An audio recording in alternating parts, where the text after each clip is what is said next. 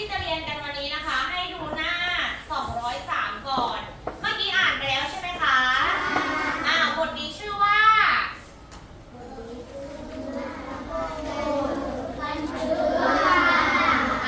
บันทึกความหลังอันนี้เป็นบันทึกของพ่อใช่ไหมที่กันนี้เป็นคนเจอใช่ไหมคะทีนี้ในบันทึกมันจะมีเครื่องหมายแปลกๆอยู่นอกเหนือจากตัวหนังสือมาดูประโยคแรกไม่ได้ประโยคแรกสิบันทึกประจำวันของพ่อนะคะวันที่12 สิงหามีเครื่องหมายอะไรแปลกๆโผล่มาบ้างมีกี่เครื่องหมายเนี่ยนักเรียนยังไม่รู้ถูกไหมเพราะว่าเรายังไม่เรียนเจอจุดละ1เจอตรงนี้ใช่ไหมคะอันนี้อันเดียวกันนะคะรู้ไหมเครื่องหมายนี้ชื่อว่าอะไรรู้ไหมคะไม่รู้ครูก็ยังไม่บอกแต่สังเกตดูแม่รักลูกทุกคนจ้ะตรงเนี้ยใครเป็นคนพูดแม่แล้วเขาก็มีเครื่องหมายอันนี้ท่องไว้เห็นไหมคะต่อมามาดูวันที่17มาดูวันที่17นอกจากตัวหนังสือมีเครื่องหมายอะไรแปลกๆโผล่มาอยู่ตรงไหนเครื่องหมายอยู่ตรงไหนล่างสุดเลยเครื่องหมายนี้ชื่อว่าอะไรรู้ไหมคะไม่รู้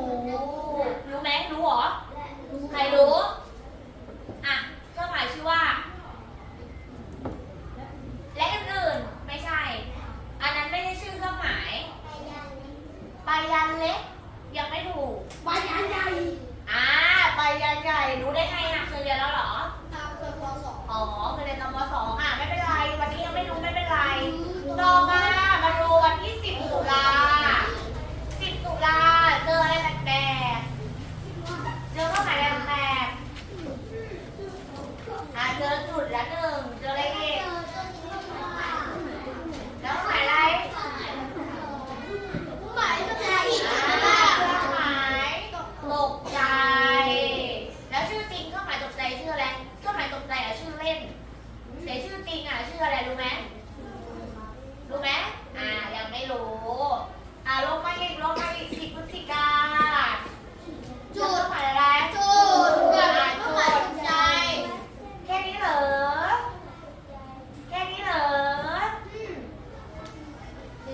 มีเครื่องหมายหนึ่งดูดีๆลูกน้ำเครื่องหมายลูกน้ำที่นักเรียนพูดเนี่ยคือชื่อเล่นของมันหมดเลยนะแต่มันมีชื่อของมันอยู่นะต่อไปจะหมดยังมาดูนี้เจอเครื่องหมายอะไรแปลกๆจุดอย่างเดียวเนาะมีอย่างอื่นอีกไหมอันนี้มีแค่จุดอย่างเดียวต่อไปวันที่2 กุมภามีอะไรครับเจอเครื่องหมายอะไรปลายยานใหญ่ปลายยานเล็กก็มีใช่ไหมแต่เขาไม่เรียกว่าปลายยานเล็กนะแต่ยังไม่บอกว่าชื่ออะไรมีอันนี้มีอะไรอีกอันนี้ใช่ไหมอันนี้เรียกว่าอะไรรู้ไหมไม่รู้จำหน้าตามันไว้นะหมดยังยังไม่หมดอันนี้เครื่องหมายขีดทับอะไรอีกมีเครื่องหมายอะไรอื่นๆอีกไหมไม่มีละโอเคประมาณนี้เพราะฉะนั้นเดี๋ยวเรามาดูกันดีกว่าว่าแต่ละเครื่องหมายเรียกว่าอะไร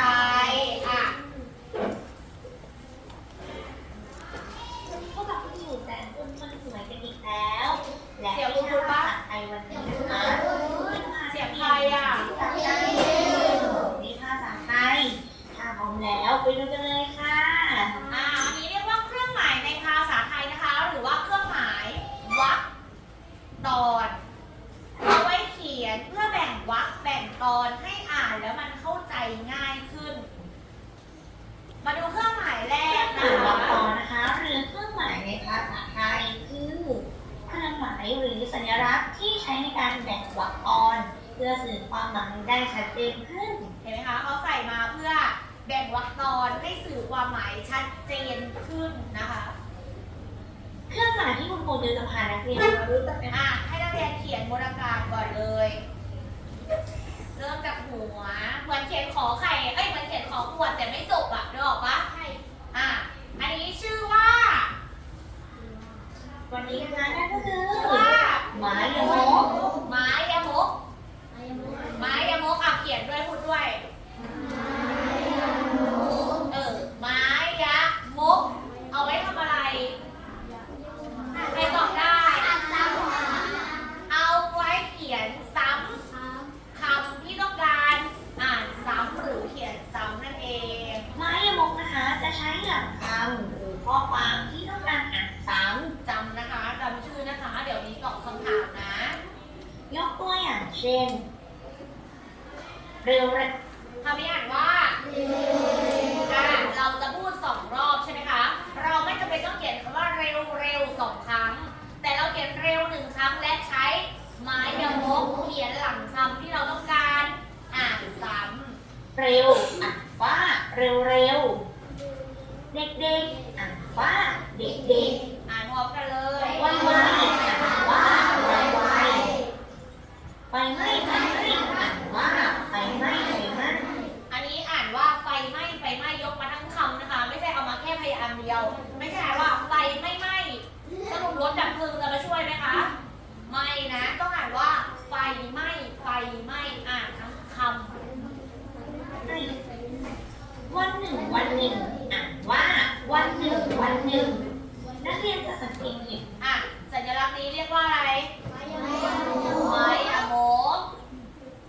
ต่อไปสัญลักษณ์ที่2อันนี้ชื่อว่าเมื่อกี้มันบอกใบยันเล็กใช่ไหมจริงๆแล้วมันชื่อว่าใบยาน้อยที่เขียนค่ะเดี๋ยวบนอากาศนั่นแหละอันนี้ชื่อว่าใบยาน้อยพูดด้วยค่ะจะได้จำใบยาน้อยนะคะเอาไว้ใช้ลักคำที่ทราบโดยทั่วไปให้มันสั้นลงงงไหมถ้างงมาดูตัวอย่างนะคะ ยกตัวอย่างเช่นกรุงเทพ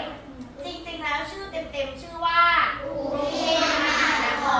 รอันนี้ก็ยังไม่ได้ชื่อเต็มนะชื่อเต็มยาวมากนะคะกรุงเทพมหานครอมรรัตนโกสินทร์มหิดลามหายาวมากเพราะฉะนั้นสั้นๆกรุงเทพแล้วจบด้วยไปยานน้อยต่อไปคำนี้ค่ะโปรดเกล้าตัดย่อมาจากโปรดเกล้าโปรดกระหม่อมดังนั้นเวลาเขียนโปรดเกล้าแต่เวลานักเรียนเจอนักเรียนต้องอ่านว่าโปรดเกล้าโปรดกระหม่อมเอาไว้พูดกับพระมหากษัตริย์ส่วนตรงนี้ในเนื้อเรื่องเราเจอใช่ไหมคำนี้ใช่ไหมคะอ่านว่าคณะท่านอันนี้ต้องเขียนทั้งหน้าและข้างหลังคณะท่านนายกรัฐมนตรีเนี่ยเคยได้ยินนักข่าวเขาพูดไหมเวลาเขียนแบบนี้แหละย่อมาจากคณะท่านต่อไปค่ะเครื่องหมายต่อไปอันนี้เมื่อกี้ไปยันน้อยอันนี้ไปยันใหญ่ไปยันใหญ่เป็นยังไงจำไว้นะคะสัญลักษณ์ของมันมีทั้งลอลิงด้วยนะประกอบด้วยไปยันน้อยลอลิงแล้วก็ใบยานน้อยหน้าตาแบบนี้เลยนะคะชื่อว่าใบยานใหญ่จำนะเหมือนจำชื่อเพื่อนนั่นแหละต้องจำใช้ยังไงไม่ได้จำแค่ชื่อจำด้วยว่าใช้ยังไงใบยานใหญ่นะคะเอาไว้สำหรับใช้ละข้อความข้างท้ายที่อยู่ประเภทเดียวกันซึ่งยังมีอีกมากเพราะฉะนั้นเวลาอ่านมาดูอ่านยังไงตัวอย่างในป่ามีสัตว์มากมายเช่นเสือลิงนกกวางยกตัวอย่างแค่นี้พอนึกออกไหมคะเร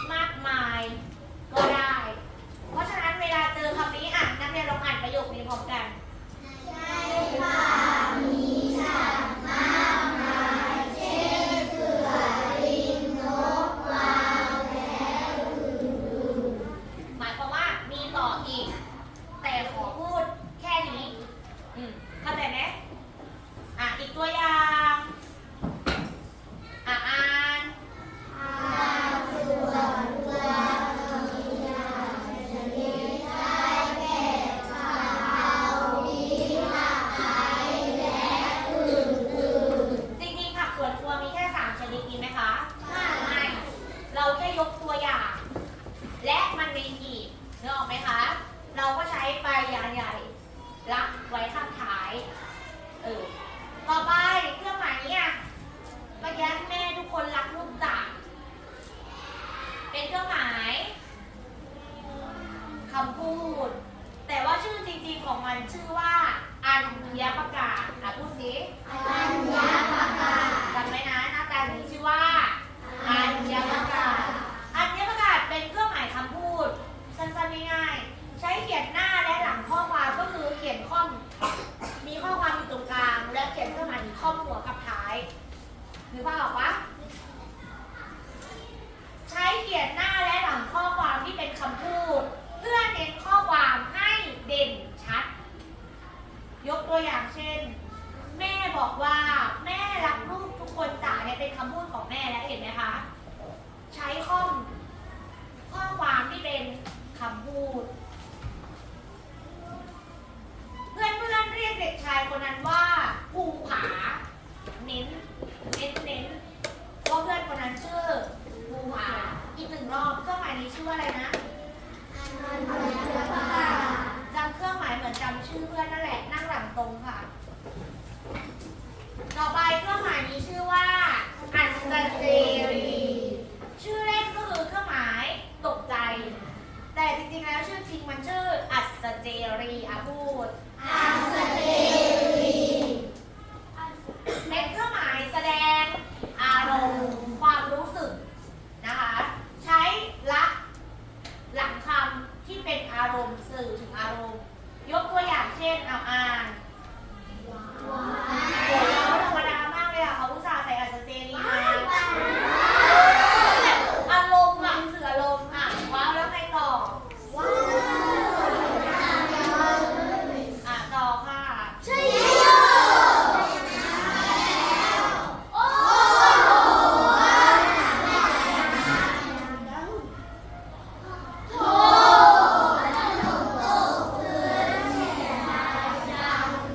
เอาไว้ใช้หลังคำที่เป็นอารมณ์บอกความรู้สึกนึกออกปะก็จะใช้อัศเจรีนะคะชื่ออัศเจรีนะต่อไปเครื่องหมายนี้ชื่อว่าเรารู้จักกันว่าวงเล็บแต่ชื่อจริงมันคือนักข่าวลิขิตนักข่าวลิขิตหรือวงเล็บเขียนบ่อยมากเลยแต่ไม่รู้ว่าใช้ยังไงนะคะวงเล็บเอาไว้ใช้ขยายคำหรือข้อความที่อยู่ข้างหน้าพูดแบบนี้งงมาดูตัวอย่างกรุงเก่าวงเล็บกรุงศรีอยุธยาได้ออกไหมกรุงศรีอยุธยาไปขยายคำว่ากรุงเก่าคืออะไรบางคนไม่เข้าใจเอาวงเล็บมาเขียนท้ายกรุงศรีอยุธยาต่อมาโทสะคืออะไรไม่รู้จักวงเล็บวานโกดได้ออกไหมเอาไว้ขยายคำข้างหน้าครูมาตอนคือใครไม่รู้จักวงเล็บครูติวนึกออกไหมคะเกษตรแฟร์คืออะไรเมื่อกี้ที่อ่านเจอในเรื่องรู้ไหมไม่รู้ใส่วงเล็บก็คือการตลาดนัดการเกษตรของมหาวิทยาลัยเกษตรศาสตร์นะคะตอนนี้จัดงานอยู่เครื่องหมายต่อไปอันนี้คือขีด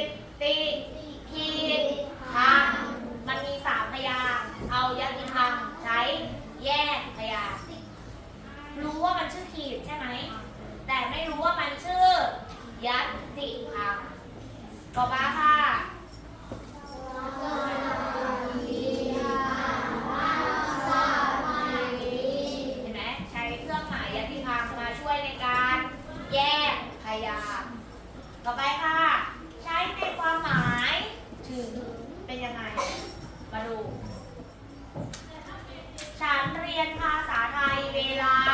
12 นาฬิกาถึง 13 นาฬิกาเพราะฉะนั้นเครื่องหมายนี้ใช้ได้ทั้งสองแบบแล้วแต่ว่าจะใช้แบบไหนเครื่องหมายต่อไปค่ะ อันนี้ขีดเส้นใต้เครื่องหมายขีดเส้นใต้รู้จักแต่ขีดเส้นใต้ใช่ไหมแต่จริงๆแล้วมันชื่อว่าสัญประกาศสัญประกาศใช้ขีดเส้นใต้คำหรือข้อความที่สำคัญหรือต้องการเน้นเวลาที่ครูบอกว่านักเรียนขีดเส้นใต้คำนี้แสดงว่าคำนั้นมันสำคัญยกตัวอย่างเช่นข้อใดต่อไปนี้ไม่ถูกต้องบางคนไม่ยอมอ่านไงเลยขีดเน้นว่าไม่ถูกต้องนะไม่ใช่ถูกต้องไม่เน้นนะคะ เราเรียกพริกกะเพราข่าตะไคร้ว่าผักสวนเน้นขีดเส้นใต้ไว้อาหารที่แบ่งปันกันไปแบ่งปันกันมาเรียกว่าอาหารมิตรภาพยากไหมเครื่องหมายง่ายสุดเลยเครื่องหมายทับนะคะเครื่องหมายทับใช้ยังไงใช้เขียนหลังตัวเลขเพื่อแบ่งจำนวนย่อยออกจากจำนวนใหญ่แบ่งย่อยออกจากใหญ่ยกตัวอย่างเช่นป .3 มีกี่ห้องมี2ห้องก็เลยใช้คำว่า3ทับ1กับ3ทับ2แบบนี้นะคะดูตัวอย่างฟ้าใสเป็นนักเรียนชั้นประถมศึกษาปีที่3ทับ1พัดลมอาศัยอยู่บ้านเลขที่59ทับ7ส่วนใหญ่เราจะเจอลักษณะนี้แหละบ้านเลขที่แล้วก็ห้องเรียนต่อไปเครื่องหมายนี้ค่ะชื่อว่าม้าหักค่ะไม่ใช่หัวนมนะมันคือเครื่องหมายจุดชื่อเล่นชื่อจุดชื่อจริงชื่อม้าหักค่ะตั้งนั่งดีๆม้าหักค่ะนะคะใช้เขียนกำกับอักษรย่อใช้เขียนหลังตัวเลขบอกลำดับข้อใช้เขียนขั้นชั่วโมงกับนาทีอันนี้เจอบ่อยมาดูตัวอย่างใช้เขียนกำกับอักษรย่อยกตัวอย่างเช่นรอจุดย่อมาจากโรงเรียนรอจุดชอจุดย่อมาจากวิชารอจุดสอจุดย่อมาจากพอจุดพอจุดย่อมาจากต่อไปใช้เขียนหลังตัวเลขหรือพยัญชนะเพื่อบอกลำดับข้อในข้อสอบเราเจอบ่อยใช่ไหมคะแบบนี้เนี่ยเช่นข้อ1จุด2จุด3จุดหรือเลขไทยก็ใช้จุดได้เหมือนกันก็ไก่ขอไข่ก็ใช้จุด A B C ก็ใช้จุดใช้หลังตัวเลขหรือพยัญชนะเพื่อบอกลำดับข้อและสุดท้ายนะคะใช้เขียนขั้นตัวเลขบอกชั่วโมงกับนาทีเพื่อบอกเวลาหน้าจุดอ่านเป็นนาฬิกาหลังจุดอ่านนาทีเพราะฉะนั้นตัวเลขนี้อ่านเป็นเวลา2 นาฬิกา30 นาทียากไหมทบทวน1 รอบเดี๋ยวจะถามคำถามใครตอบได้ให้รางวัลทบทวนก่อนนะทบทวนและจำนะคะอันนี้ชื่อว่า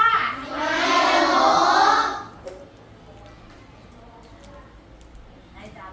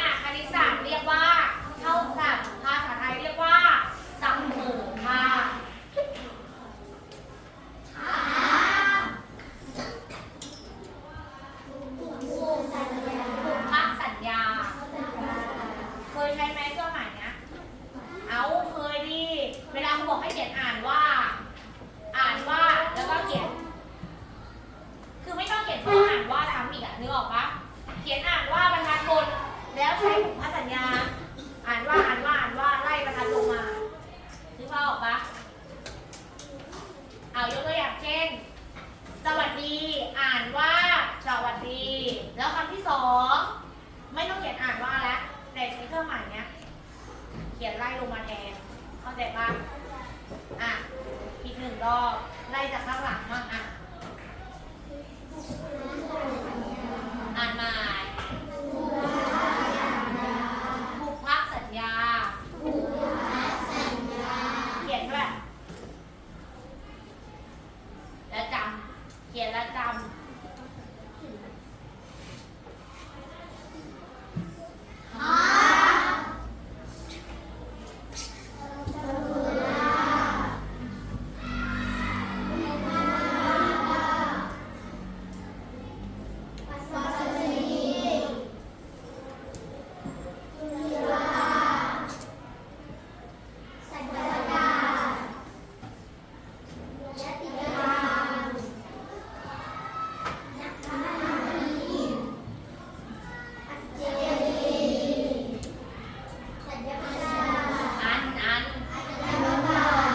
สัญญาประกาศขีดเส้นใต้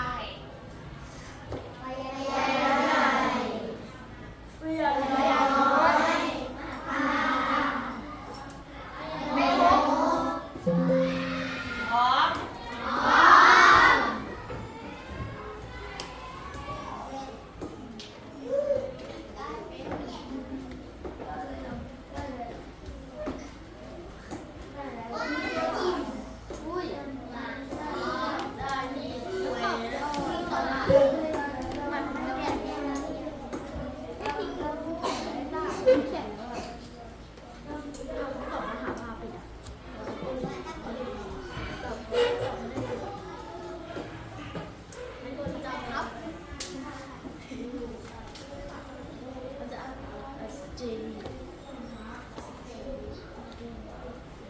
Moments, you gotta ask yourself,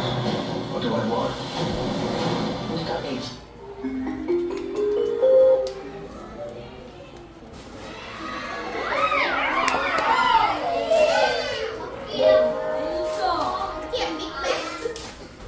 สวัสดีครับเด็กๆที่น่ารักทุกคนวันนี้เราจะมาเล่นเกมภาษาไทย เครื่องหมายนี้มีชื่อว่าอะไรซึ่งมีด้วยกัน10ข้อ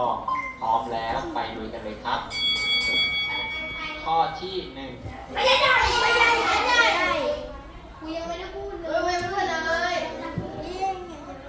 ทีนี้ด้วย ตอบแล้วช่วยไม่ได้ ข้อนี้ผ่านเครื่องหมายนี้ชื่อว่าใบยานใหญ่ เครื่องหมายนี้ภาษาไทยเรียกว่าอะไรกอไก่ไปยานน้อยขอไข่ไปยานใหญ่ อันนี้ช่วยตอบพร้อมกันก่อน หมดเวลาเลยครับเฉลยคือข้อขอไข่เครื่องหมายนี้มีชื่อว่าไปยานใหญ่เอา เห็นไหมยกตัวอย่างเช่น อาหารไทยมีหลายชนิด เช่น แกงไก่ แกงส้ม แกงเนื้อ และอื่น ข้อที่2เครื่องหมายนี้ภาษาไทยเรียกว่าอะไร ๆตอบมากันเลยเขาไม่รักไม้อ่านซ้ำนะ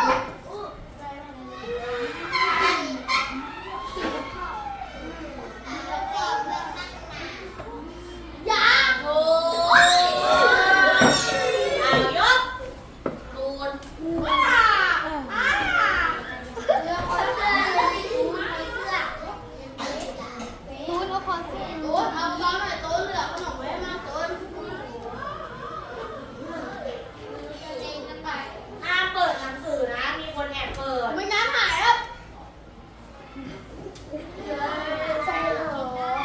จริง ไม่ถูกค่ะ จบเลยยก ยกทีพีห้ามเปิดดูในหนังสือนะ เรื่องผมเล็งไว้ก่อนผมจะเอาไหนง่าย ไม่รู้ว่าอย่างนี้เรียบร้อยถูกค่ะยกตอง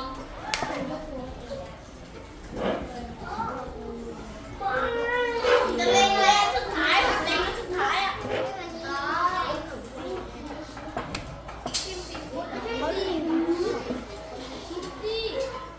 อย่างนั้นคิสซี่คาปูชิโน่ ถูกยกเอาใหม่มองไม่ทันยกแจ็คก็ฝั่งนี้มันดูแบบเร็วๆอ่ะคนอื่นแบบยกช้า เล่นถึงแม้ผม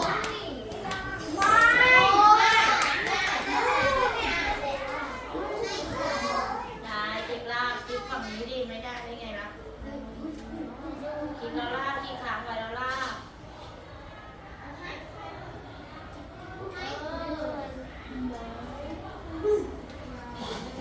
ผิดยกกล้องผิ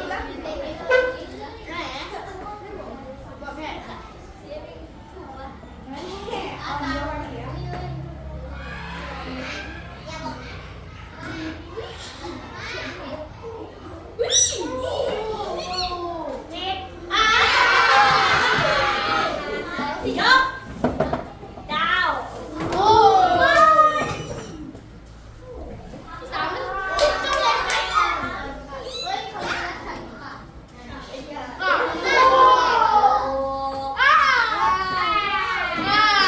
ใช่แจ็คนั่งลงตูนั่งลงยก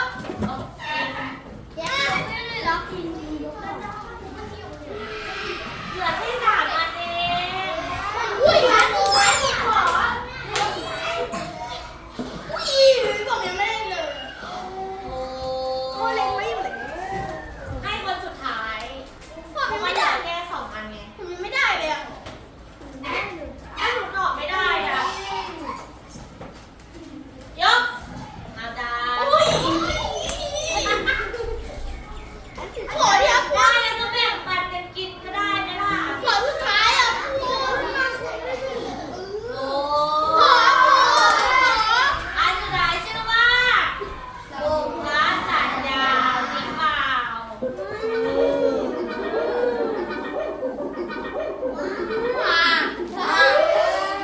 ดูในใบงานตัวเอง